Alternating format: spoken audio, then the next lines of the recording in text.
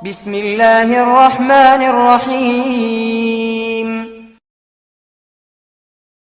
ഈ കാലഘട്ടത്തിൽ മനുഷ്യരിൽ ലജ്ജ നഷ്ടപ്പെടുമെന്ന് ഖുർആൻ സൂചിപ്പിച്ചിട്ടുണ്ട്. ഫഖലഫ മിൻ ബഅദിഹിം ഖൽഫുൻ അളാഉസ് സ്വലാ. നിസ്കാരം പാഴാക്കി കളയുന്ന ഒരു സമൂഹം പിന്നീട് വരാനുണ്ടെന്ന് ഖുർആൻ പറയുന്നു. മുഫസ്സിരീങ്ങൾ പറഞ്ഞു, ലോകാവസാനത്തോടും അടുത്ത കാലഘട്ടത്തിലാണ്. ചില തഫ്സീറുകളിൽ കാണാം, വഴിയോരങ്ങളിൽ ലജ്ജയില്ലാതെ ചടഞ്ഞിരിക്കുന്ന ഒരു വിഭാഗം ആളുകൾ ജീവിക്കുന്ന കാലം എന്ന്. അത് ലോകാവസാനത്തിന്റെ അടയാളമാണ്. അങ്ങനെ ഉണ്ടാവും. പണ്ടൊക്കെ പള്ളികൾക്ക് വലിപ്പം കുറവായിരുന്നു. ഒരു മയ്യത്ത് നിസ്കാരം നടക്കുകയാണെങ്കിൽ പള്ളിക്കകത്ത് കൊണ്ടുവരുന്ന മയ്യത്ത് നിസ്കരിക്കാൻ ആള് കൂടുതൽ, പള്ളിക്ക് വലിപ്പം കുറവ്. അതുകൊണ്ട് സഫുകൾ ഇങ്ങനെ അടുത്തടുത്ത് നിന്നു. സുജൂദിന്റെ സ്ഥാനം നിസ്കാരത്തിൽ കാണല് സുന്നത്താണ്. മയ്യത്ത് നിസ്കാരത്തിൽ സുജൂദ് ഇല്ലെങ്കിൽ പോലും അങ്ങനെ തന്നെയാണ്. ആ സുന്നത്ത് പോലും മാറ്റിവെക്കേണ്ടി വന്നു. കാരണം ആളുകൾ അത്രയ്ക്ക് മയ്യത്ത് നിസ്കരിക്കാനുണ്ട്. പള്ളിക്കകത്ത് എല്ലാവർക്കും കയറണം. ഇന്ന് അതിലേറെ ഉണ്ടാവാം സാധ്യതയുണ്ട്. ജനങ്ങളൊക്കെ കൂടുതലാണ്. അങ്ങനെ വരുമ്പോ പള്ളിക്ക് അതിലേറെ വലിപ്പവും ഉണ്ട്. എന്നാലും ജനങ്ങളിൽ ഇത്രയും ആളുകൾ നിസ്കരിക്കാൻ കൂടുന്ന വലിയ വലിയ ജനാസ നിസ്കാരങ്ങളൊക്കെ ഉണ്ടായിട്ടും ആ പരിസരം ഒന്ന് നിരീക്ഷിച്ചാൽ ധാരാളം ആളുകൾ ഇതുമായി ബന്ധപ്പെടാതെ മാറി നിൽക്കുന്നതും കാണാൻ പറ്റും. നിസ്കരിക്കാൻ ആരും പള്ളിയിൽ എത്തിയില്ലെങ്കിൽ പോലും ആരും പരാതിപ്പെടാത്ത ഒരു ലോകത്താണ് നമ്മൾ ജീവിക്കുന്നത്. അല്ലെങ്കിൽ അങ്ങനത്തെ ഒരു പരിസരത്താണ് ജീവിക്കുന്നത്. ധാരാളം പേരെ കാണാൻ കഴിയും നിസ്കരിക്കാതെ എവിടെയൊക്കെ ചടഞ്ഞിരിക്കുന്നവർ. നമ്മളുടെ ഒരു ഉപദേശം അങ്ങനെയുള്ള ആളുകളെ കണ്ടെത്തിയിട്ട് നിസ്കാരം ഒന്ന് കൃത്യമാക്കണം എന്ന് പറയലാവട്ടെ എന്നതാണ് ഇന്നത്തെ നമ്മുടെ സംസാരം. അല്ലാഹു ഇൽമിൽ ബറക്കത്ത് നൽകുമാറാവട്ടെ. ഖുർആൻ പറയുന്ന അത്തരം ആളുകൾ അവർ അവരുടെ താല്പര്യങ്ങളുടെ പിന്നാലെ പോകുന്നു.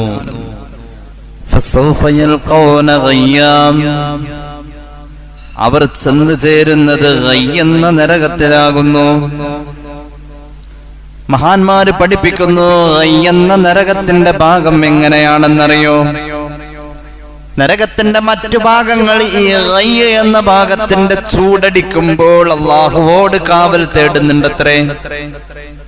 ഈ എന്ന ഭാഗത്തെ ചൂട് അസഹ്യമാണ്. നരകത്തിന്റെ മറ്റു ഭാഗങ്ങൾക്ക് പോലും ആ ചൂട് താങ്ങാൻ പറ്റൂല. ഗയ്യിനെ തൊട്ട് നരകത്തിന്റെ മറ്റു ഭാഗങ്ങൾ കാവൽ ചോദിക്കുന്നു എന്ന മഹാന്മാർ കൊടുത്ത അർത്ഥം.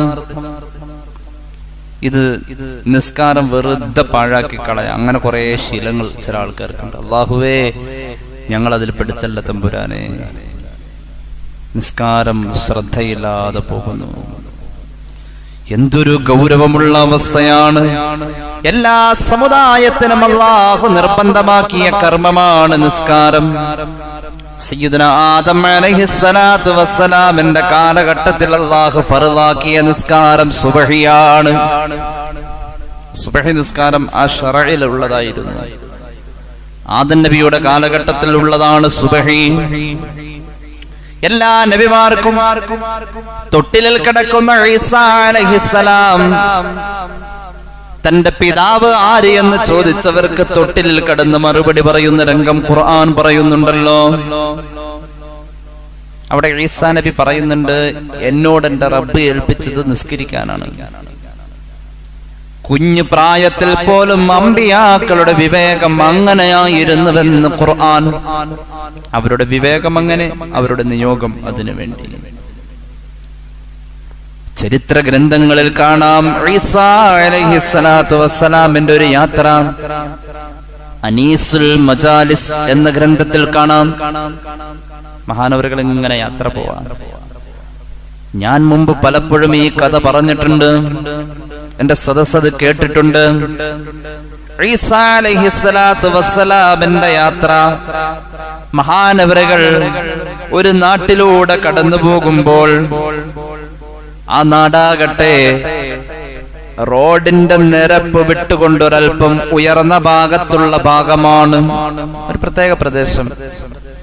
കാഴ്ചയിൽ തന്നെ എടുത്തു കാണത്തക്ക രീതിയിൽ ഒരു ഉയർച്ച അവിടുത്തെ ഭൂപ്രദേശത്തിന് തന്നെയുണ്ട്.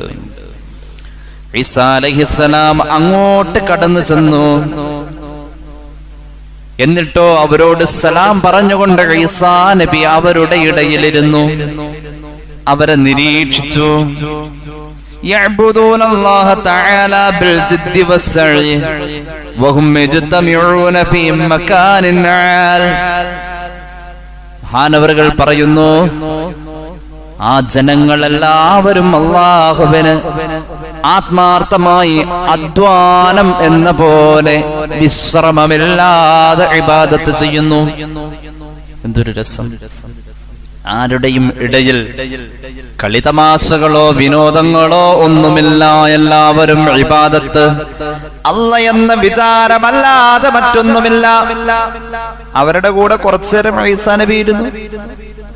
അവരുടെ കൂടെ കുറച്ചു നേരം മഹാനവറുകൾ ഇരുന്നു.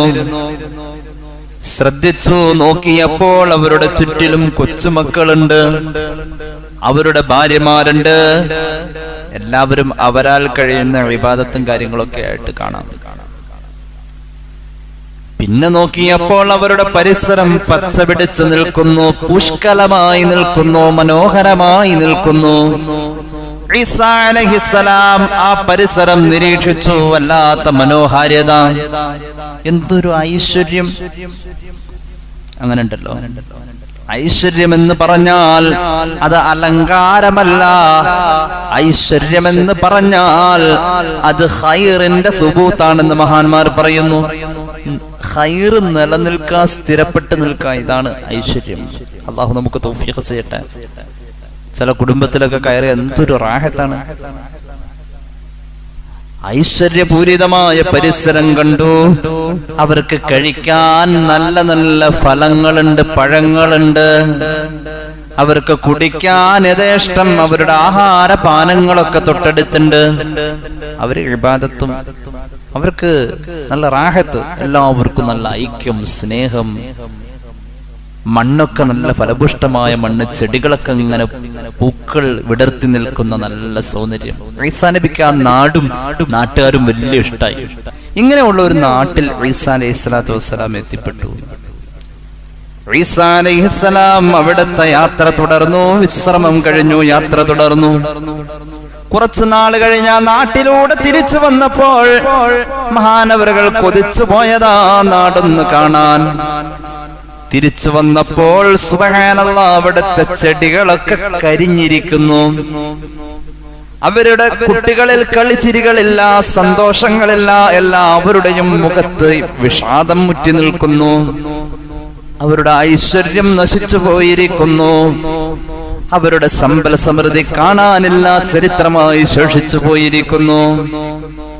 ആ ജനതയിൽ ഇബാദത്തുണ്ട്.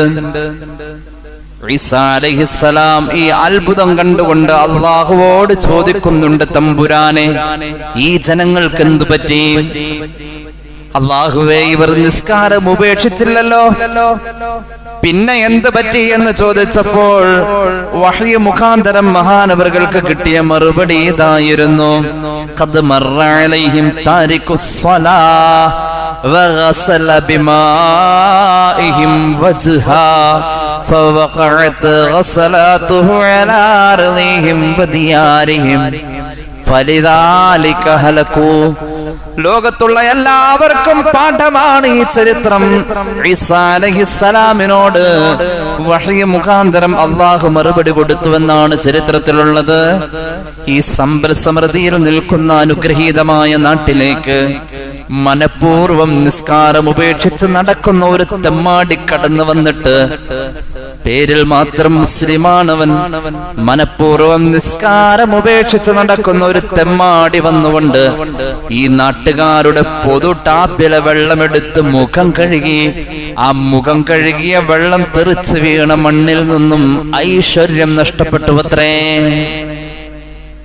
നിസ്കാരം ഉപേക്ഷിച്ചവന് നായക്ക് ഭക്ഷണം കൊടുത്ത പാത്രത്തിൽ നിസ്കാരം ഉപേക്ഷിച്ചവന് ഭക്ഷണം കൊടുത്തിട്ട് പിന്നെ ആ പാത്രം നായക്ക് ഉപയോഗിക്കാൻ കൊടുക്കാത്ത ഇമാമീങ്ങൾ ഈ ലോകത്ത് ജീവിച്ചിട്ടുണ്ട്. ഇമാം ഗസാലി ആ ഒരു ചിന്താഗതിക്കാരനായിരുന്നു. നായിക്ക് ഭക്ഷണം കൊടുത്തു, ആ പാത്രം എടുത്തുകൊണ്ടുവന്നിട്ട് നിസ്കാരമില്ലാത്തവന് ഭക്ഷണം കൊടുക്കാൻ തീരുമാനിച്ചത്. നിസ്കാരമില്ലാത്തവൻ ആ പാത്രത്തിൽ ഭക്ഷണം കൊടുത്താൽ ആ ഭക്ഷണം അവൻ കഴിച്ചാൽ പിന്നെ ആ പാത്രം നായ്ക്ക് കൊടുക്കാൻ പാടില്ല എന്നാണ്. നായ വരും അള്ളാന്റെ കോടതിയിൽ, പടച്ചോനെ നീ എന്നെ പന്നിയാക്കിയില്ലല്ലോ അല്ലാ, എനിക്ക് സ്തുതി പറയാനുണ്ട്, അൽഹംദുലില്ലാ, നിന്നോട് ഞാൻ നന്ദി പറയാം. പന്നി വന്നിട്ട് പറയും, പടച്ചോനെ നീ എന്നെ പന്നിയല്ലേ ആക്കിയിട്ടുള്ളൂ, നിസ്കാരമില്ലാത്തവനാക്കിയിട്ടില്ലല്ലോ. അങ്ങനെ പന്നിയും പറയുമെന്നാണ്. എവിടെയാണ് ഈ നിസ്കാരമില്ലാത്ത മുസ്ലിമിന്റെ സ്ഥാനം? അവരുടെ വീട്ടിൽ നിന്ന് പച്ചവെള്ളം മേടിച്ചു കുടിക്കാൻ കൊള്ളൂ. എല്ലാം അറിഞ്ഞും എല്ലാം കേട്ടും പഠിച്ചും എന്നിട്ടും നിസ്കരിക്കാത്ത അവസ്ഥയിൽ തുടരുന്ന ഒരു മുസ്ലിമിന്റെ കാര്യം എത്ര ഖേദം. നമ്മുടെ വീട്ടിലല്ലേ അങ്ങനത്തെ മക്കള്? നമ്മുടെ വീട്ടിലുണ്ടാവും നിസ്കാരം ഉപേക്ഷിച്ച് കിടന്നുറങ്ങുന്ന ആളുകൾ ഉണ്ടാകാം. ആ കുടുംബത്തിൽ എങ്ങനെ ഐശ്വര്യം വരും? ആ കുടുംബത്തിൽ എങ്ങനെ ഐശ്വര്യം വരും? ആ കുടുംബത്തിൽ ഐശ്വര്യം വരല് പ്രയാസമാണ്. അലി ഇബ്നു അബീ ത്വാലിബ് റളിയല്ലാഹു അൻഹുവിന്റെ ഒരു സഹോദരനാണ് മഹാനായ ഉഖൈൽ റളിയല്ലാഹു അൻഹു. ഹബീബിന്റെ കൂടെ എപ്പോഴും യാത്രക്ക് പോകുമ്പോൾ കൊണ്ടുപോകാറുണ്ട് ഉഖൈൽ എന്ന കൊച്ചുമോനെ. ഉഖൈൽ നല്ല ബുദ്ധിയുള്ള മോനാണ്. ഉഖൈലിനെയുമായി റസൂലുള്ളാഹി യാത്ര പോകുന്നു. ഉഖൈൽ അന്ന് മുസ്ലിമായിട്ടില്ല, എന്നാലും ഹബീബിന് വലിയ ഇഷ്ടമാണ്. മുസ്ലിമായാൽ മാത്രമേ ഇഷ്ടപ്പെടുള്ളൂ എന്നൊന്നുമില്ല. ഹബീബിന് വലിയ ഇഷ്ടമായിരുന്നു ഉഖൈലിനെ. യാത്ര പോകുമ്പോൾ കൊണ്ടുപോകാറുണ്ട്. ഉഖൈല് തങ്ങൾ പറയാ, എന്റെ മനസ്സിന്റെ അകത്ത് അല്ലാഹുവിന്റെ ഹബീബ് റസൂലാണെന്ന് സ്ഥിരപ്പെട്ടത് ഒരു യാത്രയിലെ 3 അനുഭവങ്ങൾ കൊണ്ടാണ്. ഹബീബായ പ്രവാചകന്റെ റിസാലത്ത് എന്റെ മനസ്സ് അംഗീകരിച്ചത് അവിടത്തോടൊപ്പം ഞാൻ യാത്ര ചെയ്തപ്പോൾ 3 അനുഭവം ഒരു യാത്രയിൽ ഉണ്ടായിട്ടുണ്ട്. അവിടുന്ന് ഞാൻ ഉറപ്പിച്ചു ഈ മഹാൻ അല്ലാഹുവിന്റെ റസൂലാണെന്ന്. കേട്ടോ, ഒന്നാമത്തെ അനുഭവം നോക്കിക്കോ. ഹബീബുമായി യാത്രയിലൂടെ പോകുമ്പോൾ യാത്രയിലെ ആവശ്യങ്ങളുണ്ട്, നിസ്കാരമുണ്ട്, ഒളു, നിസ്കാരം, ഭക്ഷണം, വിശ്രമം, ഇതൊക്കെ യാത്രയിലെ അനുഭവങ്ങളാണ്. ഹബീബായ പ്രവാചകന്റെ കൂടെ ഞാൻ യാത്ര പോകുന്നു സല്ലല്ലാഹു അലൈഹി വസല്ലം. ഒരു സ്ഥലത്തെത്തിയപ്പോ അവിടുന്ന് നിസ്കരിക്കാൻ നോക്കുന്നു. നിസ്കരിക്കാൻ വേണ്ടിയിട്ടുള്ള ശ്രമങ്ങൾ നടത്തുന്നു. ഒളു എടുക്കണം, നിസ്കരിക്കാൻ ഒരു തണല് വേണം, ഒരു മറ വേണം. ഉഖൈലിനെ വിളിച്ചു. പരിസരത്ത് നോക്കിയപ്പോൾ അകലെയായ ഒരുപാട് മരങ്ങൾ കാണാൻ കഴിഞ്ഞു.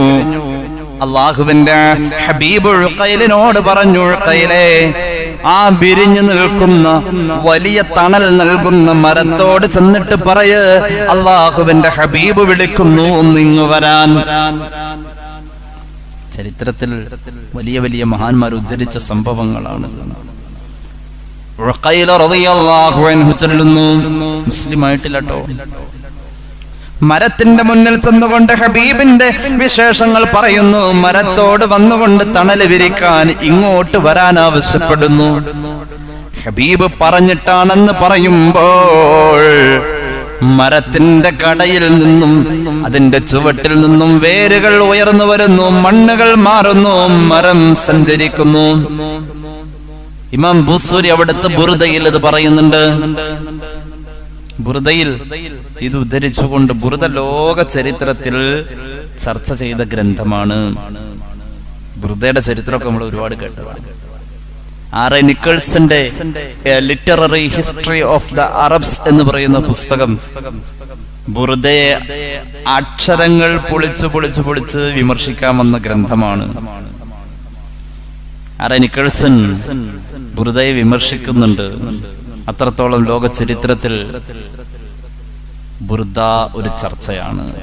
ഖുർആനും ഹദീസും കഴിഞ്ഞാൽ അറബ് സാഹിത്യത്തിൽ ഇതുപോലെ പറയാൻ പറ്റിയ മറ്റൊരു കൃതി വന്നിട്ടില്ല. Although its poetical merit is no more respectable, the Burda may be read with pleasure on account of its smooth and elegant style എന്നാണ് ആർ.എ. നിക്കൾസൺ ബുർദയെ വിമർശിച്ചത്. വല്ലാത്ത ചടുലമായ സാഹിത്യത്തിന്റെ പുഷ്കലമായ അവതരണമാണ് Burda. May be read with pleasure, സന്തോഷത്തോടെ പാടാൻ പറ്റുന്ന ഒരു കൃതിയാണ്, കവിതയാണ്, പദ്യമാണ് ബുർദ. അതിനതിൻ്റെതായ ഒരു പദ്യത്തിന്റെ അർഹതയുണ്ടെന്ന് പോലും പറയപ്പെട്ട ലോക ചരിത്രത്തിലെ കിടയറ്റ സാഹിത്യകൃതി മുഹമ്മദ് റസൂൽ സല്ലല്ലാഹു അലൈഹി വസല്ലം തങ്ങളുടെ പ്രകീർത്തന മഹാകാവ്യം ബുർദയിൽ ഈ മരം കടപുഴകിയിട്ട് നടന്നു വരുന്നു. അസ്ജാറു സാജിദതൻ തംശി ഇലൈഹി ബിലാ സഖിം ബിലാ ഖദമി സഖിം വലാ ഖദമി. മരമിങ്ങനെ നടന്നു വരുന്നു, ഹബീബിന് വന്നുകൊണ്ട് തണല് കൊടുക്കുന്നു, അവിടുന്ന് ഒളൂ ചെയ്യുന്നു, നിസ്കരിക്കുന്നു, മരം പോകുന്നു. ഇത് ഞാൻ കണ്ടതാണ്. ഹബീബായ പ്രവാചകന്റെ മുന്നിൽ ഞാൻ ചെന്നിട്ട് പറഞ്ഞു, നബിയേ, എനിക്ക് ദാഹമുണ്ട്, വെള്ളം വേണമല്ലോ. ഹബീബായ പ്രവാചകൻ രണ്ടാമത്തെ അനുഭവം തങ്ങൾ പറയാണ്, അല്ലാഹുവിന്റെ ഹബീബനോട് പറഞ്ഞു, മോനെ ഉൾക്കയിലെ ആ കാണുന്ന മലഞ്ചെരിവിൽ ചെല്ല്, എന്നിട്ട് ആ പാറയോട് ചോദിക്ക്, നിന്റെ അടുക്കൽ വെള്ളം വല്ലതും ബാക്കിയുണ്ടെങ്കിൽ കുടിക്കാനായി എനിക്ക് തരാൻ റസൂലുള്ള പറഞ്ഞിട്ടുണ്ടെന്ന് പറയും. മോനെ ഉഖൈൽ എന്ന് പറയുന്ന കൗമാരക്കാരൻ നടന്നു ചെന്നു. പടകൂറ്റൻ പാറയുടെ ചുവട്ടിൽ നിന്നുകൊണ്ട് ഹബീബിനെ പരിചയപ്പെടുത്തി. മനസ്സിൽ ഒരു ആവേശമായ, ഒരു പ്രേരണയായി, പ്രചോദനമായി മുഹമ്മദുർ റസൂൽ സ്വല്ലല്ലാഹു അലൈഹി വസല്ലമ തങ്ങൾ തിളച്ചു പൊങ്ങുകയാണ്. ഹബീബിന്റെ അത്ഭുതം, അവിടുത്തെ ഏറ്റവും വലിയ വിശേഷണം സ്വഭാവം, പെരുമാറ്റം, സൗമ്യതയാണ്, സരളതയാണ്. മുഹമ്മദുർ റസൂൽ മനസ്സിൽ കൊത്തിവെച്ച ചിത്രം പോലെ സ്വല്ലല്ലാഹു അലൈഹി വസല്ലം. ഉഖൈൽ തങ്ങൾ ചെന്നിട്ട് മലഞ്ചെരിവിലെ ആ പാറയോട് ചോദിച്ചു, നിന്റെ അടുത്ത് വല്ല വെള്ളം ഉണ്ടെങ്കിൽ തരാൻ പറഞ്ഞു. ഹബീബ് പറഞ്ഞിട്ടാ വന്നത്. മുസ്ലിമല്ലാത്ത ഉഖൈലിന്റെ മനസ്സിലേക്ക് ഇസ്ലാമിനോട് താല്പര്യം തോന്നി. പാറയുടെ പ്രതികരണം ഹബീബിനോട് പറയൂ, അല്ലാഹുവിന്റെ ഖുർആനിൽ ഉള്ള പോലെ തന്നെ പഴയ കാലത്ത് വന്നു പോയിട്ടുള്ള തൗറാത്ത്, ഇഞ്ചീലിലും സബൂറിലും ഒക്കെ അല്ലാഹു ആശയം അവതരിപ്പിച്ചിട്ടുള്ള ഒരു ആയത്തുണ്ടല്ലോ. ഏതാണ് ആയത്ത്? ഖൂ അൻഫുസകും വഅഹ്ലീകും നാറാ വഖൂദുഹൻ നാസ് വൽ ഹിജാറ. നരകത്തിൽ കത്തിക്കപ്പെടുന്നത് മനുഷ്യന്റെ ശരീരവും കല്ലുകളും ആയിരിക്കും എന്ന് ഖുർആൻ പറഞ്ഞ പോലെ മറ്റു വേദങ്ങളും പറഞ്ഞിട്ടുണ്ടല്ലോ. ഈ പരിശുദ്ധ വചനം ഭൂമി കേട്ട അന്നു മുതൽക്ക് ഞാൻ കരഞ്ഞതാ. ഞാൻ കരഞ്ഞ് എന്നിലുള്ള വെള്ളമാകുന്ന കണ്ണുനീര് മുഴുവനും വറ്റി. ഇനി ഇവിടെ ഇല്ലാന്ന് പറഞ്ഞേക്ക് റസൂലുള്ളാഹി പറഞ്ഞേക്ക് സല്ലല്ലാഹു അലാ മുഹമ്മദ് സല്ലല്ലാഹു അലൈഹി വസല്ലം. കല്ലിൽ നിന്നും ഇത് കേട്ട് ഉഖൈൽ മടങ്ങി വന്നു. യാത്രയുടെ വിശ്രമത്തിന്റെ അവസാന ഭാഗമെത്തി.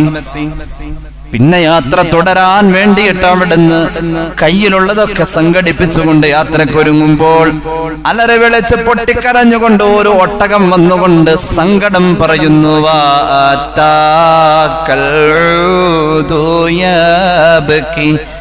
وتذلل بين يديك واستجارك يا حبيبي عندك اللبي النفور يا نبي سلام عليكم يا رسول سلام عليكم يا حبيب سلام عليكم صلوات الله عليكم.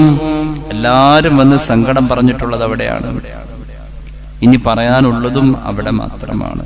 അല്ലാഹു അവിടുത്തെ ശഫാഅത്ത് തരട്ടെ. ഒട്ടകത്തിന്റെ സങ്കടം എവിടെയാണ് നമ്മുടെ വിഷയം? മഹാനായ ഉഖൈല തങ്ങളുടെ മനസ്സിന്റെ അകത്ത് ഹബീബിന്റെ റിസാലത്ത് സ്ഥിരപ്പെട്ടു, അല്ലാഹുവിന്റെ തൗഹീദ് സ്ഥിരപ്പെട്ടു. യാത്ര തുടങ്ങാണ്, കോരിത്തെരിച്ചിരിക്കുന്ന ശരീരവും മനസ്സും. ഹബീബായ പ്രവാചകന്റെ മുന്നിലേക്ക് ഒട്ടകം വന്നുകൊണ്ട് സങ്കടം പറഞ്ഞു, നബിയെ, എന്റെ പിന്നാലെ ഊരിപ്പിടിച്ച വാളുമായി എന്റെ യജമാനൻ എന്നെ വെട്ടിമുറിക്കാൻ വരുന്നുണ്ട് നബിയെ എന്ന് സങ്കടം പറഞ്ഞു. അള്ളാഹുവിന്റെ ഹബീബിന്റെ മുന്നിൽ വന്നുകൊണ്ട് ഒട്ടകം അഭയം തേടി. എല്ലാവരും അങ്ങനെ അഭയം തേടുന്നത് അവിടെയാണ്. നടുന്നു വൃക്ഷത്തെ തണിക്കു പാന്തരായി വരുന്നവർക്ക് ഉത്തമ വിശ്രമത്തിനായി എന്ന് വെള്ളത്തോട് പാടിയിട്ടുണ്ട്. എല്ലാവർക്കും വിശ്രമിക്കാനുള്ള ഒരു മരം, എത്ര വലിയ ചൂടിലും തണല് നൽകുന്ന മരമാണ് മുഹമ്മദ് റസൂൽ സ്വല്ലല്ലാഹു അലൈഹി വസല്ലം. ഒട്ടകത്തിന്റെ ഉടമസ്ഥൻ ഊരിപ്പിടിച്ച വാളുമായി അടുത്തെത്തി ചോദിച്ചു, എന്തിനാണ് എന്നെ വഴിപ്പെടാത്ത, എനിക്ക് അനുസരിക്കാത്ത ഈ മൃഗം ഞാൻ ഒരുപാട് പണം കൊടുത്ത് വാങ്ങിയതാണ്. ഞാൻ ഈ മൃഗത്തിന്റെ കഴുത്തറുക്കുന്നു, ഇതിനെ ഞാൻ കറി വെക്കാൻ ആഗ്രഹിക്കുന്നു. എന്തേ കാരണം? എനിക്ക് അനുസരണയില്ലാത്ത ഈ മൃഗത്തെ വേണ്ട. റൗനിഖുൽ മജാലിസ് എന്ന ഗ്രന്ഥം ഇത് രേഖപ്പെടുത്തുന്നത് കാണാം. ഈ ഒട്ടകത്തെ ഞാൻ അറുക്കാൻ പോവാ. റസൂലുള്ളാഹി തങ്ങളെ ഒട്ടകത്തോട് ചോദിച്ചു, അല്ല, കൃത്യമായ തക്കതായൊരു ന്യായം പറഞ്ഞിട്ടുണ്ട് നിന്റെ യജമാനൻ, നീ അദ്ദേഹത്തെ അനുസരിക്കാറില്ലേ? നബിയെ, അള്ളാഹുവിനെ അനുസരിക്കാതെ റബ്ബിനോട് എതിര് ചെയ്യുന്ന ഒരു സമൂഹത്തിൽ ഒരു അംഗമാണ് ഇയാൾ. ഇയാൾ താമസിക്കുന്നതിന്റെ പരിസരത്ത് ഒരൊറ്റ ആള് പോലും സുബഹിക്ക് എഴുന്നേൽക്കാറില്ല നബിയെ. അങ്ങനെ നിസ്കാരം നശിപ്പിക്കുന്ന ആളുകൾക്കിടയിൽ നിന്നുകൊണ്ട് ഞാൻ എങ്ങനെ ഇവർക്ക് അനുസരിക്കും? അനുസരണ എന്നത് അള്ളാഹുവോട് ഇല്ലാത്ത സമൂഹത്തിൽ അവർ വളർത്തുന്നവർക്ക് കീഴ്പ്പെട്ടു പോകുന്ന ഒരു ജീവിയും അവരുടെ കീഴിലുള്ള ആരും അള്ളാഹനെ അനുസരിക്കാത്തവരോട് അനുസരിക്കൂലല്ലോ നബിയേ. അതുകൊണ്ട് സ്വാഭാവികമായി സംഭവിച്ചതാണ് എന്റെ അനുസരണകൾ. അവരെ നിസ്കരിക്കുമെങ്കിൽ ഞാൻ അനുസരിച്ചു പോകും. അതാണ് അതിന്റെ ഒരു പതിവ്. അതാണ് അതിന്റെ ഒരു പതിവ്.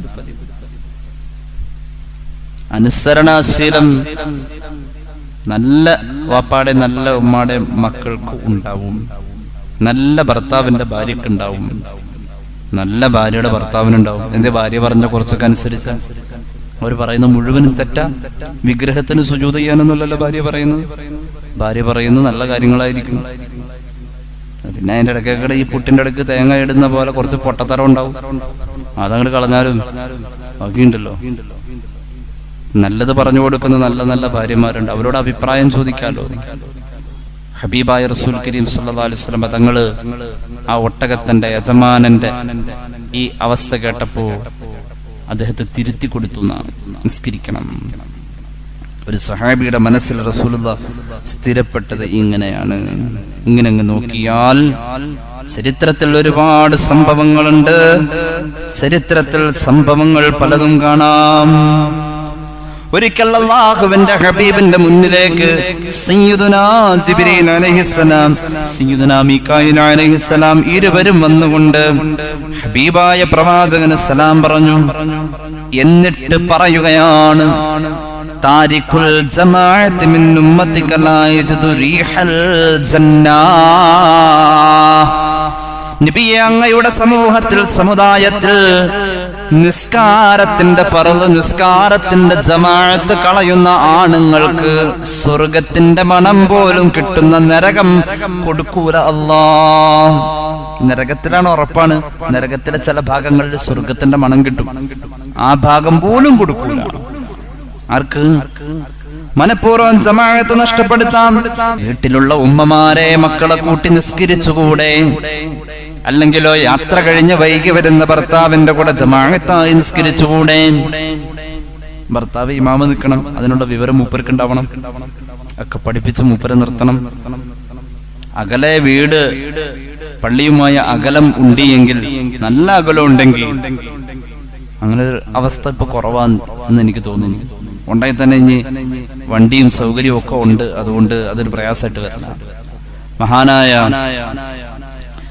മഹാനായ സ്വഹാബി അബ്ദുല്ലാഹ് ഇബ്നു ഉമ്മു മക്തൂം റളിയല്ലാഹു അൻഹു ഹബീബിന്റെ മുന്നിൽ വന്നിട്ട് പറഞ്ഞു, നബിയെ, രാത്രിക്കൊക്കെ ഭയങ്കര ഇരുട്ടും മഴ വന്ന് കുത്തിയൊലിക്കുന്ന വെള്ളപ്പാച്ചിലും വന്യമൃഗങ്ങളുടെ ശല്യമുണ്ടാവാൻ സാധ്യതയും പള്ളിയിലേക്ക് വരാൻ എന്റെ കൈ പിടിച്ചു കൊണ്ടുവരാൻ ഒരാളില്ലാത്ത അവസ്ഥയൊക്കെയാണ്. എനിക്ക് പള്ളിയിൽ വരേണ്ട കാര്യമുണ്ടോ ജമാഅത്തായിട്ട് നിസ്കരിക്കാൻ? ഹബീബ സ്വഹാബിയോട് പറഞ്ഞു, വേണ്ട മോനെ, നീ പള്ളിയിൽ വരണ്ട, ജമാഅത്തായി നിസ്കരിക്കണ്ട. കണ്ണിന് കാഴ്ചയില്ലാത്ത ആളാണ്. അബ്ദുല്ലാഹ് ഇബ്നു ഉമ്മു മക്തൂമിന് കൊണ്ടുവിടാൻ ആളില്ല, കണ്ണിന് കാഴ്ചയില്ല, വഴി ദുർഘടം, പ്രയാസം, പള്ളിയിലേക്ക് വരാൻ പറ്റൂല. ഹബീബായ പ്രവാചകൻ പറഞ്ഞു, എന്നാ വരണ്ട എന്ന് പറഞ്ഞു. സ്വഹാബി ഉത്തരം കിട്ടിയ സന്തോഷത്തിൽ അങ്ങ് നടന്നു പോകുമ്പോ പുറകീന്ന് വിളിച്ചു റസൂലുള്ളാഹി സ്വല്ലല്ലാഹു അലൈഹി വസല്ലം, മോനെ, നീ വാങ്ക് കേൾക്കുമോ?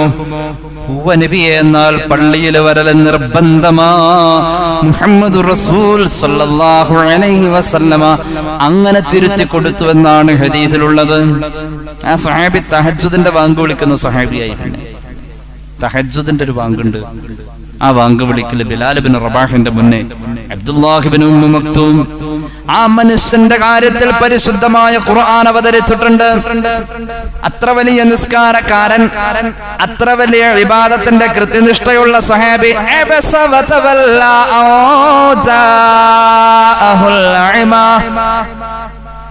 അള്ളാഹുവിന്റെ ഹബീബിന്റെ മുന്നിൽ ഖുറൈശികളിലെ പ്രമുഖരിരുന്നു കൊണ്ട് സംസാരിച്ചു കൊണ്ടിരിക്കുമ്പോൾ അവരുടെ ഇസ്ലാമികാശ്ലേഷണം പ്രവാചകൻ സ്വല്ലല്ലാഹു അലൈഹി വസല്ലം കൊതിച്ചിരിക്കാണ്. സ്നേഹത്തോടുകൂടെ പെട്ടെന്ന് അബ്ദുല്ലാഹ് ഇബ്നു ഉമ്മു മക്തൂം എന്ന ഈ സ്വഹാബി കടന്നു വന്നപ്പോൾ ഹബീബിന്റെ നെറ്റി ഒന്ന് ചുളുങ്ങി. ഇപ്പൊ വരണ്ടായിരുന്നു അബ്ദുല്ലാഹ് ഇബ്നു ഉമ്മു മക്തൂമെ, ഇപ്പൊ വരണ്ടതില്ലായിരുന്നു. ഇവരങ്ങോട്ട് പോയിട്ട് വന്നപ്പോരെ. അവരവിടെ ഉണ്ടോന്നൊന്നും കാണാനുള്ള കണ്ണിന്റെ കാഴ്ചയില്ലാത്ത സ്വഹാബിയാണ്. റസൂലുള്ളാഹിയുടെ മനസ്സിൽ തോന്നിയിട്ടേ ഉള്ളൂ. അങ്ങനെ ഒരു തോന്നല്. കാരണം ഈ ഇരിക്കുന്ന മാന്യന്മാരും കേമന്മാരൊക്കെ എണീറ്റ് പോകും ഈ സാധു വരുമ്പോ. റസൂലുള്ളാഹിയുടെ നെറ്റി ചുളുങ്ങിയില്ല. ചുളുങ്ങിയില്ല എന്ന് പറഞ്ഞാൽ ചുളുങ്ങേണ്ട അർത്ഥത്തിൽ ചുളുങ്ങിയിട്ടില്ല, എന്നാലും നുബുവത്തിലേക്ക് ചേർത്തി നോക്കുമ്പോൾ ചുളുങ്ങാൻ പാടില്ലാത്തൊരു ചുളുക്ക് ചുളുങ്ങി.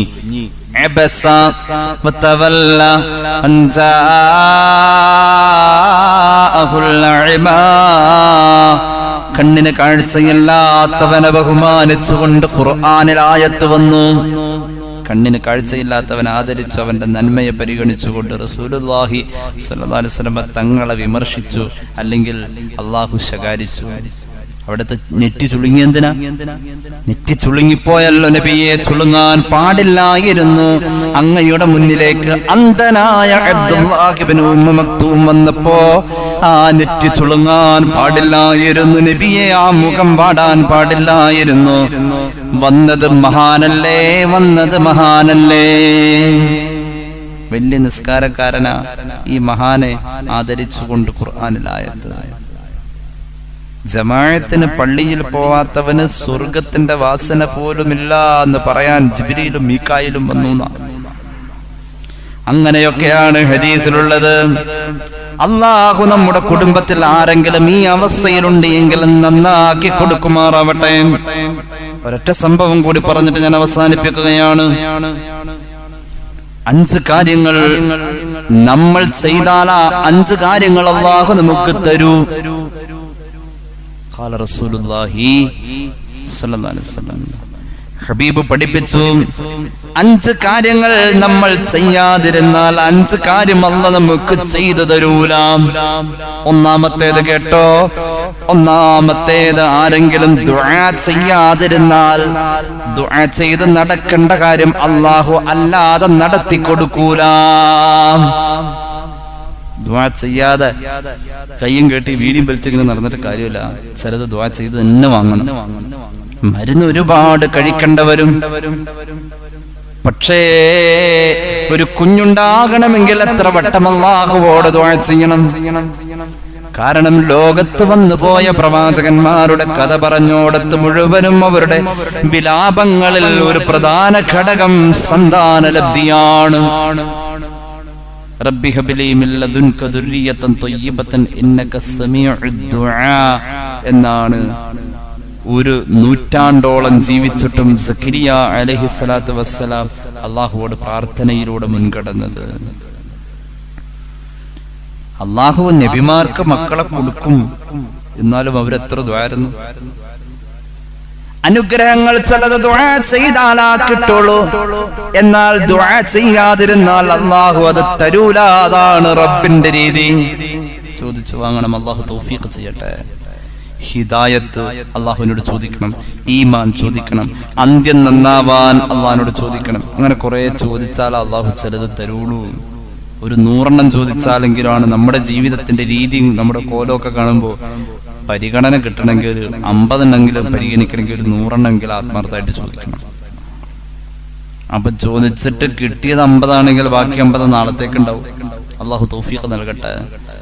അങ്ങനെയാണ് ചോദിച്ചാലേ കിട്ടൂ എന്ന കാര്യം ചോദിക്കാതെ അല്ലാഹു തരൂല. ഒന്നാമത്തേത് അങ്ങനെയാണ്.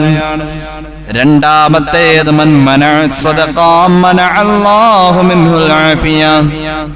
ഒരാൾ സദഖ ചെയ്യാത്ത സ്വഭാവക്കാരനാണ് എങ്കിൽ അവന്റെ ആഫിയത്ത് അല്ലാഹു എപ്പോൾ വേണമെങ്കിലും തിരിച്ചു പിടിക്കാം. സദഖ ചെയ്യുന്നവൻ അല്ലാഹു ആഫിയത്ത് കൊടുക്കുന്നു. അല്ലാഹു തൗഫീഖ് നൽകട്ടെ. സദഖയാവണം.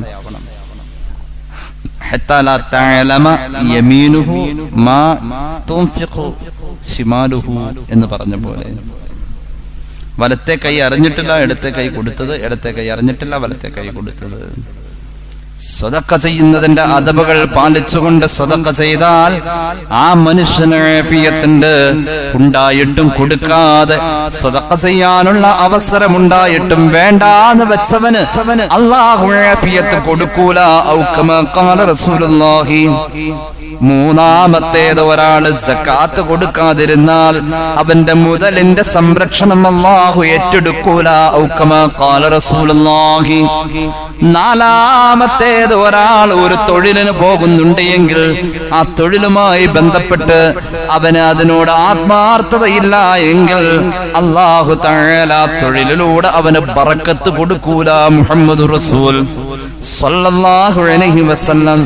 അഞ്ചാമത്തേത് മൻ മനഅ ഹുദൂറൽ ജമാഅ.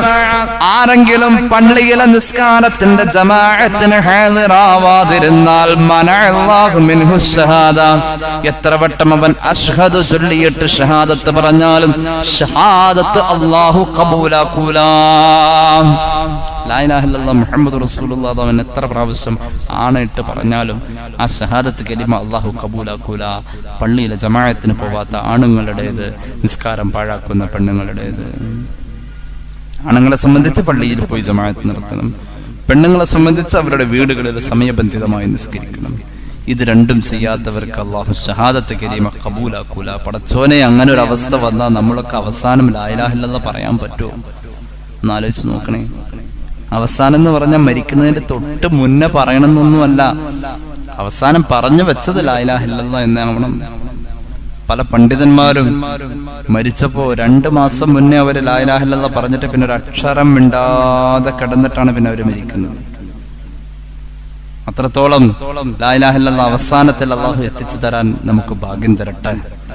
അല്ലാഹുവോട് എതിര് ചെയ്യുന്ന അവസ്ഥയിലുള്ള ആരെങ്കിലും നമ്മുടെ കുടുംബത്തിലുണ്ടെങ്കിൽ നമ്മുടെ ഐശ്വര്യം അയാള് മുഖേന ഇല്ലാതെ പോകുന്നു. എന്റെ മക്കള് പഠിക്കാണ്, മോള് പ്രസവിച്ചെടുക്കാണ്, അവളുടെ ശുദ്ധിയൊക്കെ നഷ്ടപ്പെട്ട അവസ്ഥയിൽ നിന്ന് മാറി ഇപ്പൊ ശരീരത്തിന് ശുദ്ധിയുണ്ട്, എന്നാലും കുട്ടി പാല് കുടിക്കല്ലേ, നിസ്കരിക്കണ്ട. അങ്ങനെ മക്കളുടെ കാര്യത്തിൽ വിട്ടുവീഴ്ച കൊടുക്കുന്ന ഉമ്മമാരുണ്ടാവും, പാപ്പന്മാരുണ്ടാവും. മോൻ പഠിക്കല്ല, അവനിപ്പോ ചെറുതല്ലേ, 25 വയസ്സല്ലേ ആയിട്ടുള്ളൂ. 25 വയസ്സായിട്ടുള്ളേ, നിസ്കാരം നിർബന്ധമല്ല. നിസ്കാരം 10-65 വയസ്സൊക്കെ ആയിട്ടല്ലേ നിസ്കാരം. ആരാടോ ഈ 65 വയസ്സ് വരെയൊക്കെ ജീവിക്കുക? ഇന്നത്തെ കാലഘട്ടത്തിൽ യൗവനത്തിൽ മരണം. അങ്ങനെയെങ്കിൽ യൗവനത്തിൽ മരണം ലോകാവസാനത്തിന്റെ അടയാളം. ഔക്കമാ ഖാല റസൂലുള്ളാഹി. യുവാക്കളുടെ മരണം എന്ന് പറയുന്ന ഒരു അവസ്ഥയിലുള്ള മരണങ്ങളല്ല ഇപ്പൊ നമ്മൾ കേൾക്കുന്നത്. ആർക്കാ 95 വയസ്സായിട്ട് വെള്ളം തൊട്ടിടുന്ന കൊടുത്ത് കിടന്ന കിടപ്പില് ഒരു 10 മരണം കൊടുത്ത് 7 എണ്ണവും യൗവനത്തിലെ മരണ 60-ന് മുമ്പുള്ളതാ. ഈ അവസ്ഥയിലൂടെയുള്ള ചുരുങ്ങിയ ആയുസ്സുമായുള്ള നമ്മുടെ യാത്ര എപ്പോൾ എവിടെ വെച്ച് അവസാനിക്കും, എങ്ങനെ അവസാനിക്കുമെന്ന് പറയാൻ കഴിയാത്ത ഒരു രീതിയിലൂടെ പോകുമ്പോൾ ചിന്തിക്കാം. സ്കരിക്കാനുള്ള ആവേശമായി, പ്രേരണയായി, പ്രചോദനമായി, നമ്മുടെ കുടുംബത്തിന്റെ അലങ്കാരമായി മാറട്ടെ. അല്ലാഹു നമുക്ക് തൗഫീഖ് ചെയ്യട്ടെ.